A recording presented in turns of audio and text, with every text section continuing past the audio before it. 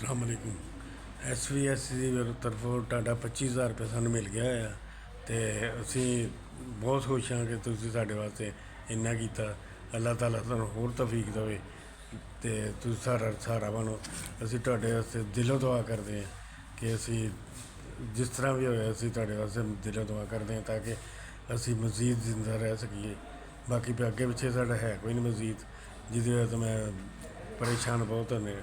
ਚਲੋ ਅਗਲਾ ਅੱਲਾਹ ਤਾਲਾ ਤੁਹਾਨੂੰ ਅੱਗੇ ਵੀ ਸਾਡੀ ਮਦਦ ਕਰਨ ਦੀ ਤੌਫੀਕ ਦੇਵੇ ਅਤੇ ਅੱਲਾਹ ਤਾਲਾ ਤੁਹਾਡੇ ਬੱਚਿਆਂ ਨੂੰ ਖੁਸ਼ ਰੱਖੇ, ਤੁਹਾਨੂੰ ਖੁਸ਼ ਰੱਖੇ, ਤੁਹਾਡਾ ਕਾਰੋਬਾਰ ਵਧਾਵੇ ਅਤੇ ਸਾਡੇ ਲੋਕਾਂ ਦੇ ਤੁਸੀਂ ਕੰਮ ਆ ਰਹੇ ਹੋ।